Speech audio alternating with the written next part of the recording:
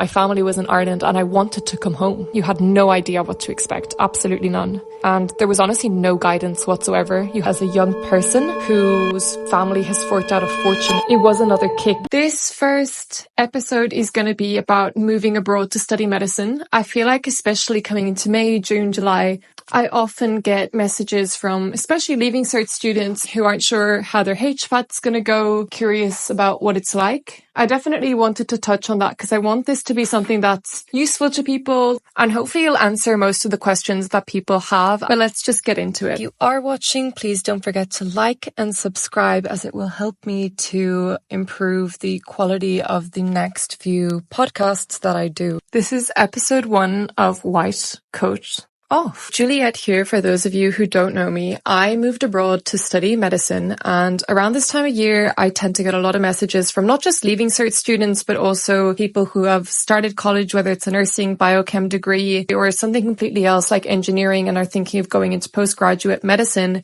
as people start to consider backups and the reality that you may not get in or get a spot in Ireland. And I suppose what people want to know, and my most commonly asked questions on my Instagram and my TikTok are, how do you apply and what was it like? And this was my experience. Not everybody's experience is going to be the same. I suppose I have a few different takes on this, but I, just for background and for context, I started a nursing degree, a general nursing degree in NUIG in Galway.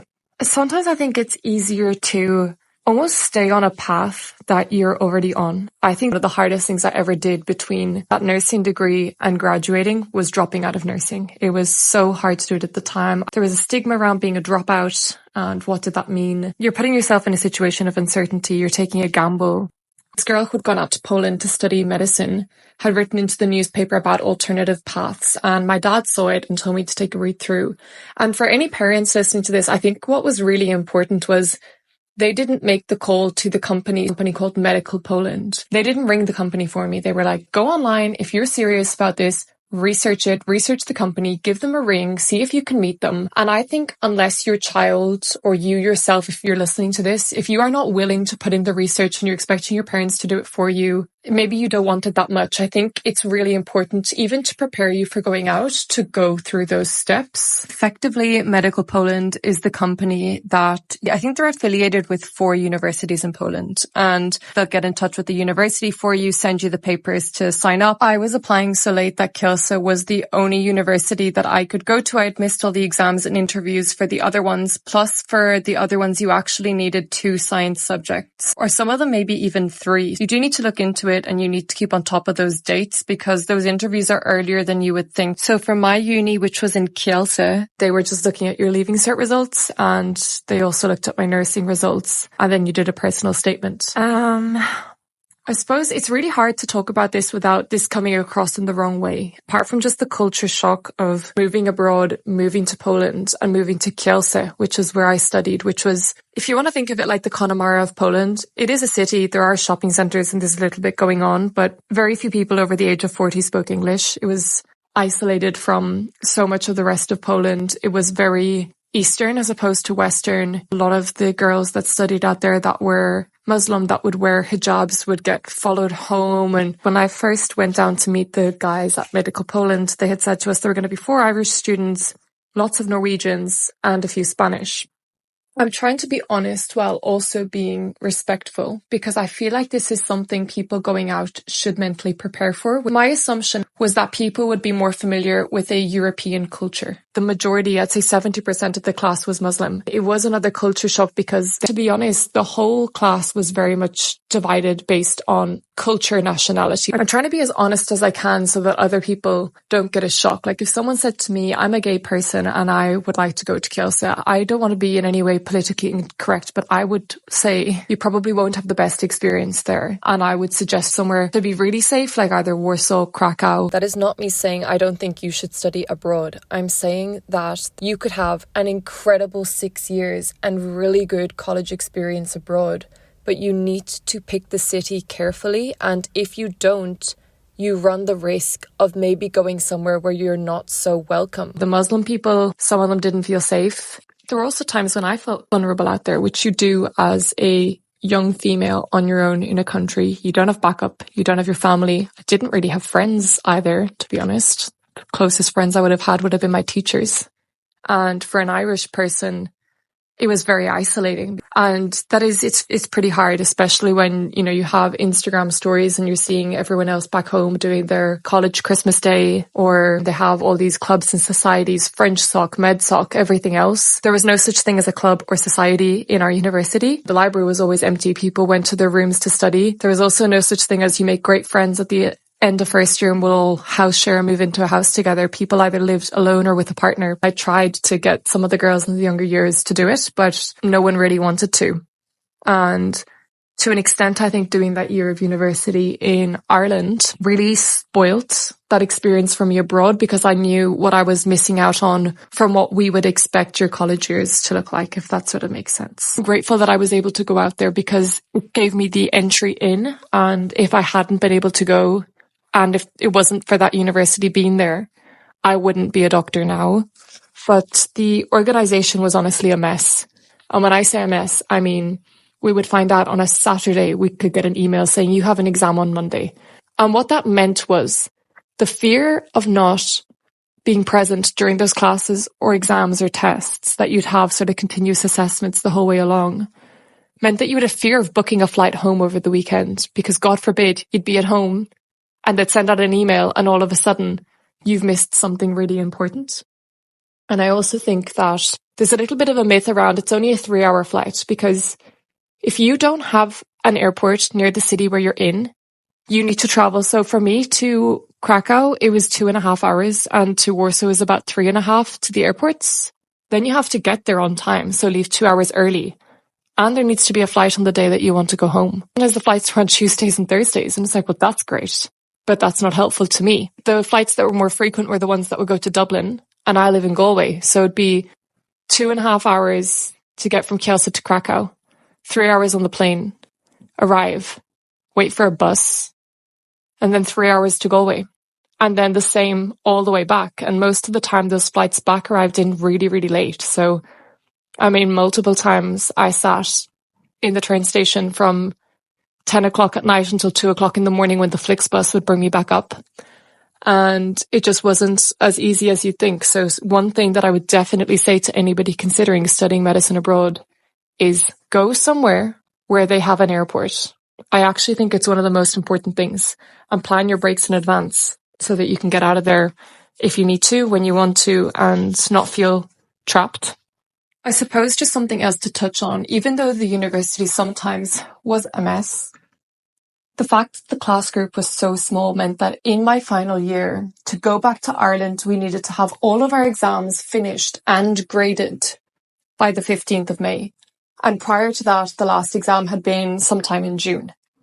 And because now it took a lot of emails, a lot of meetings with the dean, with the secretary, who, in fairness to her, without her help, I could not have gotten home, and I could not have started the intern year. I would have had to have waited another year or gone to the UK. They were really willing to switch things around. It just took a lot of paperwork. And speaking on that, the class size being so small was really like a private education.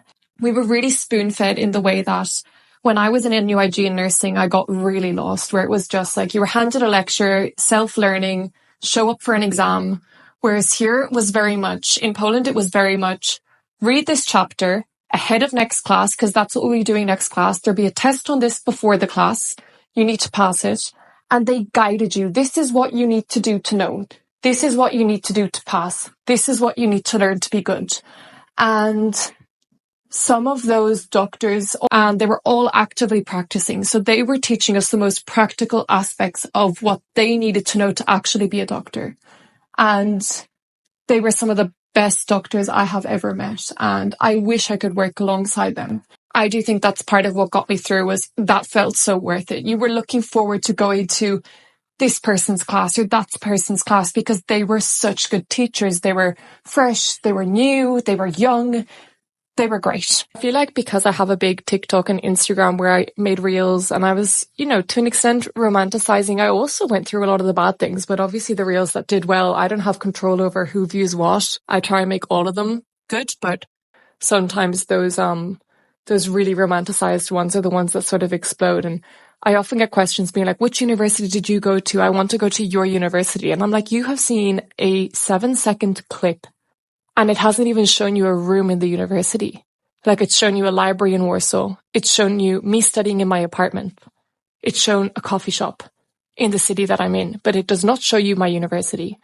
And I would be very, very hesitant to pick a university based off of clips on TikTok. As I said, there were no clubs or societies. To be honest, people didn't really go out. We maybe went out 2 or 3 times a year, which was good for studying. There were no distractions. It was great for your exams. It was great for learning. But I would say it was purely academic, and it wasn't being out there to have a great time and travel around Europe and do all these other things while you're in college. It was literally go there, pay the money, put your head down and get the degree. Well, I think to mature students who are looking to go back to do medicine and have already done the college thing, that might sound appealing. That might sound appealing for 1 year. But what about 2, 3, 4, 5, 6 years? You want to be somewhere where you have the choice to do either.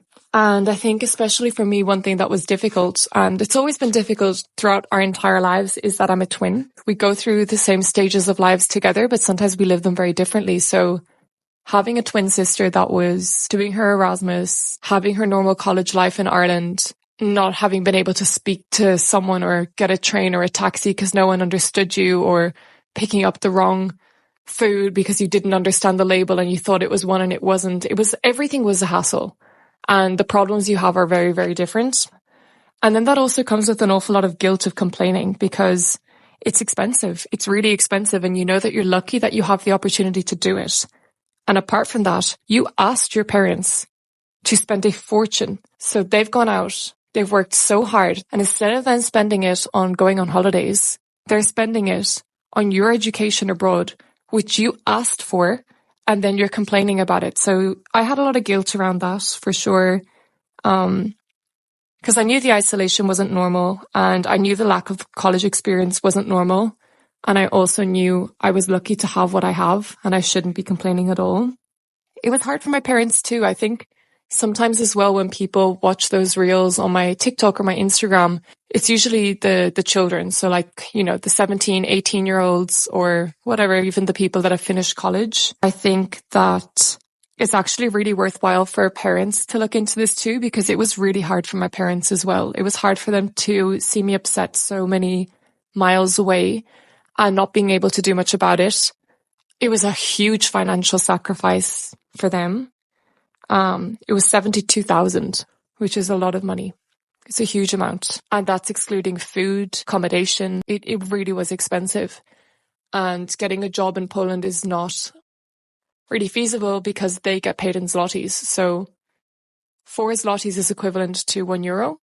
So if you're getting paid 20 zlotys an hour, you're getting paid about €5. You're not going to pay your rent with that. They do have Susie grants as well. You can get them, I think, for 4 years, which is something to look into. Some of the universities in Poland aren't as expensive as my one was because it was new and there was a smaller class size. It was probably more expensive. And it's funny because I feel like the money aspect of things puts an extra academic pressure on, because apart from the fact that you've told everyone in Ireland that you're leaving the country, you're moving abroad to do this, you don't want to come back and fail. And your parents are paying a fortune for you to do it. So you want to do well. I did anyway. I was like, oh my God, like I need to pass my exams. And my goal in my head was, I so much didn't believe that I could pass the exams because I hadn't gotten in Ireland that I felt like, how am I supposed to be able for this if I wasn't able to get in Ireland? I was doing really well in my exams. I was getting between 80 and 90% in most of them. I graduated first in my class. My exam results proved I was good, but it was still really hard for me to believe it. And every time I came out of an exam, I was afraid I was going to fail it. I suppose this is a good place to mention that fear of failing, it wasn't totally irrational because the fail rate was really, really high. At the end of first year, 3 people passed the anatomy exam. Literally just 3 of us passed, and everybody else had to repeat that exam in September. And it wasn't a case that if you didn't pass it, go on into second year and carry anatomy with you. You were gone. You were out. And if you wanted to repeat the anatomy, You had to pay €12,000 and start first year again. So while you didn't have to do all the modules, you were paying the full fees for that one exam. More than half the class ended up failing anatomy. And then a lot of people went home because they just didn't like it. They couldn't stick it. Mentally, it was challenging. And second year then, from the original group, we were already down from 30 to 9 students. So the pressure was on. You were terrified to fail. And the pass rate was 61% for most of the exams, but for some of them it was 70. So when I say I was doing well in my exams, getting 80%. In some of them, I was just scraping a pass, or that's how it felt. It felt like you were just as close to failing as you were to getting a really high grade. I was always very nervous to fail those exams, and I think a huge part of why was because of the financial pressure. And my parents recognized it too. They were like, you have to start living your life, like get out of the apartment on the weekends. You don't need to study all the time. It's going to be okay. Go to a different city for a weekend, even if it's on your own. But I just couldn't. I was like, I need to study. I was so afraid of failing. Seeing these comments underneath my social media from students that were in Ireland saying you don't deserve it, or you're only a doctor because your parents paid for it. When you already have this huge level of imposter syndrome, right? Like you're already aware that the reason that you got in the door was because your parents could afford it. You also recognize that you wouldn't have made it through the 6 years or have gotten the grades you got if you didn't study. Your parents haven't paid for those. And then the third side of it is, what parent wouldn't pay for this for their child to give them the career that they wanted, for their education if they could afford it? But it was definitely challenging to have that idea lingering in the back of my mind, sort of, is this what my colleagues are going to think of me when I show up and go into work? Which, by the way, was absolutely not the way. And then there was the issue of coming back to Ireland, which is something else that you might think, okay, eventually then I'll come back. And actually, just to mention, and I think it really does put into perspective how not just academically challenging, but mentally challenging it was to go out to this specific area, Kielce. Of the original, there were 30 students in the class, 30 or 26, something like that. I think there was 30. And by the time that we got to final med, of that original group, 4 people graduated. Just 4. So there was a huge dropout rate. One of the reasons for that is some of the class were probably there because their parents wanted them to do it. But for a lot of people, it was really hard, especially the Spanish got really homesick. A lot of the Spanish went home and they lost 2 or 3 years. Then obviously there was COVID, which for me was my savior. And I know everyone hates the COVID year, and I'm in no way saying the pandemic was a good thing. But for me, it meant I got to go home and study from home. And it really broke up that third year because I was really ready to quit, and my parents were fully on board with the fact that while a lot of money had been invested, they were like, if you're not happy, it's not worth it. And they wouldn't say that lightly. That was truly a reflection on just how much I had been struggling. So in terms of coming back to Ireland, I was the first person in my university to do that. And I was doing final med exams for Poland to get my degree.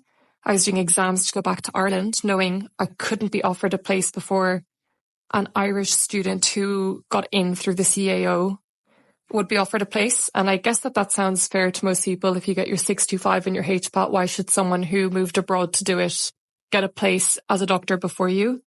And I'm not saying it's wrong, but what I'm saying is that as a young person whose family has forked out a fortune and who wants to come home and who has not been going out or doing any clubs and societies, and all you've been doing is studying to get this degree, it was another kick. Having an Irish passport was something that helped me get back in, because you get in ahead of people who study in Ireland that don't have an Irish passport. So the foreign students that come here from Singapore or Trinidad or wherever, Canada, you get your place ahead of them. So there is that for Irish students going out there and wondering, well, what advantage do I have, if any? You do, a certain one. And again, I'm not saying that that's right, but it is the way that it is. And I'm sure that's a big kick to them after spending way more than most people do on a university course in Ireland. So apart from that, the IEEA exams were the exams that I had to do to come back to Ireland. And there was honestly no guidance whatsoever. You had no idea what to expect. Absolutely none. And I was also applying for the UK because at the time there was the SJT was 50% of what you would get you in the door there. And the other 50% was made up of your class ranking. So no matter if you were Irish, British in Oxford, or myself in Poland, you got offered a job based on your class ranking and your SJT score, and everyone did the same exam.